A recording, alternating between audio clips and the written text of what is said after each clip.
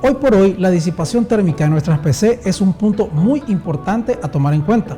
Las primeras disipaciones eran basadas en placas de cobre unidas con aletas de aluminio y uno o dos fans moviendo el calor. Exactamente lo que conocemos como una disipación por aire. Pero esto ha venido evolucionando y hoy en día tenemos disipaciones líquidas. La pregunta es, ¿cuántos tipos de disipaciones líquidas existen? Mi nombre es Adonis y si quieres saber más sobre este tema, quédate en el video.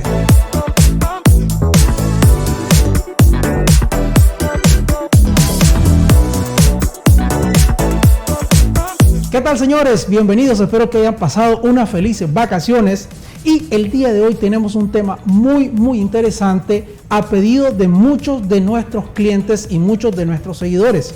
El día de hoy vamos a hablar sobre lo que son refrigeraciones líquidas. La pregunta es, ¿por qué una refrigeración líquida?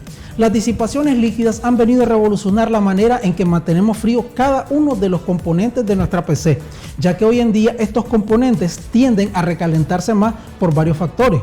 Puede ser porque vivimos en un país tropical con temperaturas altas. Otro de los factores puede ser que ahora tenemos procesadores con mayor cantidad de núcleos y todos estos comprimidos en un solo PCB. Esto tiende a recalentarse. En el caso de las tarjetas gráficas de hoy en día poseen una potencia increíble y esto también hace que se recalienten. La forma más común de enfriar lo suficiente en nuestros componentes modernos es mediante un flujo de aire, esto proporcionado por el mismo fabricante, o sea, los abanicos originales que vienen tanto con los procesadores y las tarjetas gráficas. Lo más probable es que estos funcionen a altas RPMs, o sea, se traduce a fans muy ruidosos. Al instalar una refrigeración líquida nos deshacemos de esos ruidosos ventiladores y el agua es muchísimo mejor para transferir el calor en los componentes en comparación con la ventilación de aire. La pregunta clave es, ¿qué beneficios obtengo al utilizar una refrigeración líquida? Punto número 1. Rendimiento en refrigeración sin igual. Las refrigeraciones líquidas, por ende, es bien sabido que son más eficientes a la hora de enfriar nuestros componentes que una refrigeración por aire. Punto número 2. Mayor vida útil a nuestros componentes. Es bien sabido que entre más caliente trabajen nuestros componentes, esto se traduce a una pérdida de rendimiento. Entre más frío trabaje cada uno de nuestros componentes, mejor rendimiento obtendremos. Punto número 3. Gran potencial de overclock. Subámosle sin miedo a la velocidad de nuestros componentes. Punto número 4. Muy importante, operación silenciosa. Obviamente los sistemas de refrigeración líquida trabajan más silenciosamente que un sistema de refrigeración por aire. Un sistema de refrigeración líquida para PC funciona de la misma manera que funciona un sistema de refrigeración de un automóvil. Ambos aprovechan uno de los principios básicos de la termodinámica, que es el hecho de que el calor se mueve del objeto más caliente a un objeto más frío. A medida que este objeto más frío se calienta, el objeto más cálido se enfría. Simple y básica física. Su único propósito es transferir el calor lejos de los componentes críticos, o sea, el procesador y la tarjeta de video, de la manera más rápida y eficiente posible. Todo esto se hace a través de nuestros radiadores y los abanicos, que son componentes que veremos más adelante. Al planificar un nuevo circuito de refrigeración líquida, hay dos preguntas básicas que nos debemos hacer. En primer lugar, ¿cuántos componentes deseo enfriar? Y en segundo lugar, ¿qué tipo de tubos debo de utilizar? Ahora, señores, vamos a ver cada uno de los componentes que necesitamos para armar nuestro sistema de refrigeración líquida personalizada.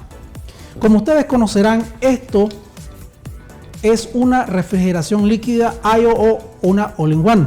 Generalmente esta refrigeración trae casi todos los componentes que tendrá nuestra refrigeración personalizada, como por ejemplo lo que es el bloque que hace contacto con cada uno de los componentes, lo que es la manguera, el radiador.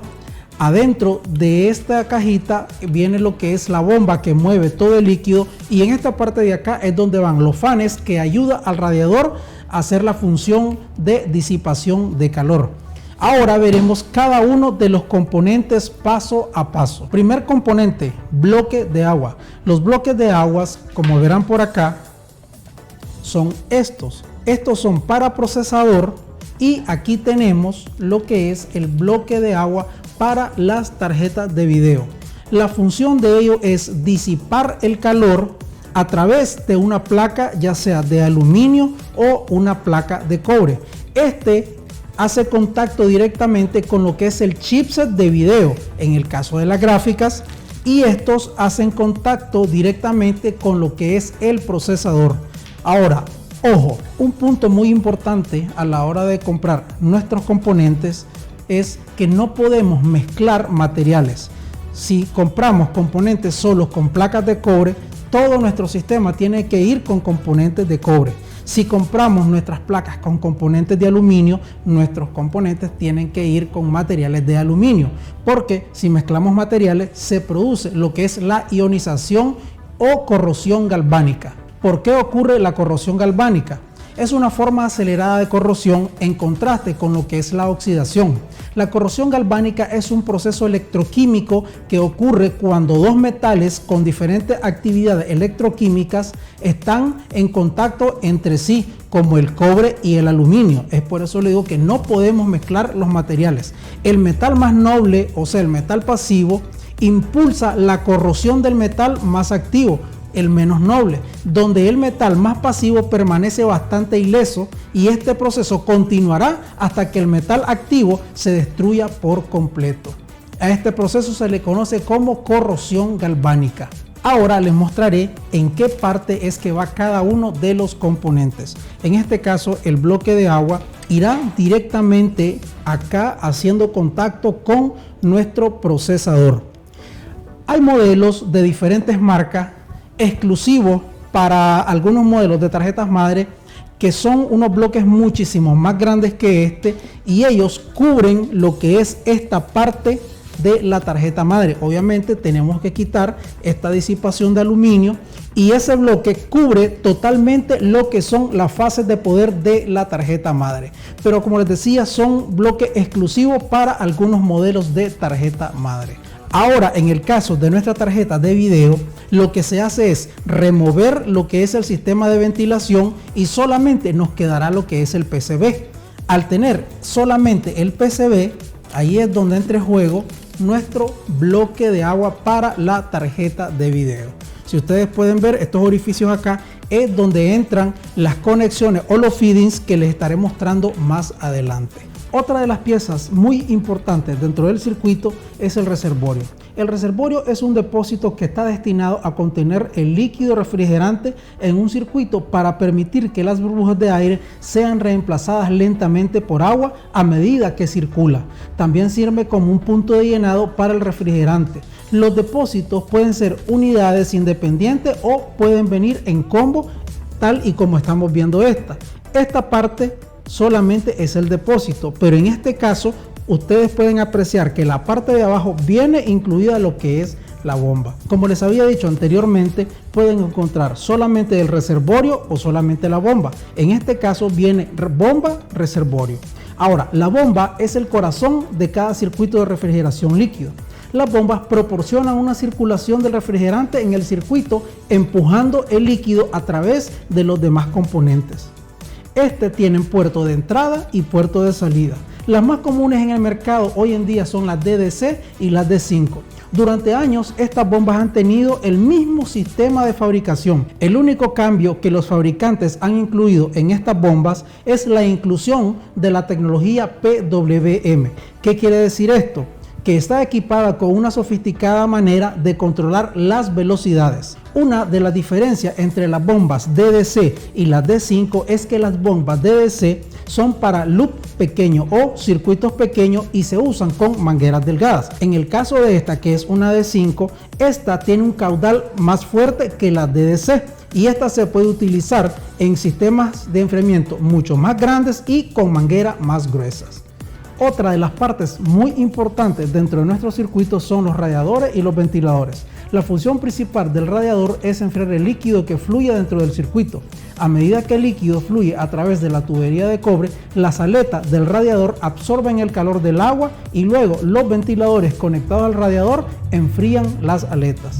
Ahora, por otro lado, los ventiladores también son una parte muy importante porque deben de proporcionar una alta presión estática y permanecer silenciosos al mismo tiempo. Es por esta razón que debemos de buscar ventiladores con alta presión estática y con buena cantidad de RPMs. En este caso estamos utilizando los Bardar de EK con 3000 RPM, perfectos para enfriar nuestro circuito. Dentro de nuestros circuitos, una regla de oro que debemos seguir siempre es un radiador mínimo de 120 milímetros o de 140 milímetros entre cada componente. O sea, entre la tarjeta de video y el procesador tenemos que tener un radiador. Ahora vamos con las conexiones. Son los accesorios que se utilizan para conectar los tubos con otros componentes diferentes dentro del circuito de refrigeración líquida. Hay numerosos tamaños y formas, así como diferencia entre lo que son accesorios para tubos blandos y para tubos rígidos. Siempre vas a necesitar dos accesorios para cada componente. ¿A qué me refiero con esto? Por ejemplo, aquí les muestro, estos son los que llamamos los fittings. Ellos traen lo que es su camisa y traen lo que es su boquilla. Siempre tienen que cerciorarse que a la hora de comprar tu fitting que sea compatible con el tamaño de tu manguera para que ella pueda entrar con presión y que el líquido no se salga. ¿A qué me refiero cuando digo que debemos de utilizar dos de estos por cada accesorio? Por ejemplo, tenemos acá lo que es el bloque de agua del procesador. Entonces vamos a utilizar uno de entrada y vamos a utilizar el otro de salida. Ellos en la parte de atrás traen unos O-ring que funcionan como empaques. Esto permite que el líquido no chorree.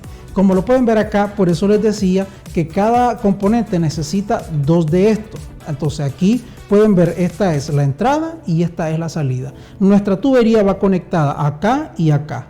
Esta tubería viene del radiador, ya con el líquido enfriado, pasa por el procesador, se lleva el calor, después con esta boquilla sale a otro radiador donde enfría y después de ese radiador pasa a la tarjeta de video y así sucesivamente está haciendo un bucle. A la hora de que colocamos nuestra manguera,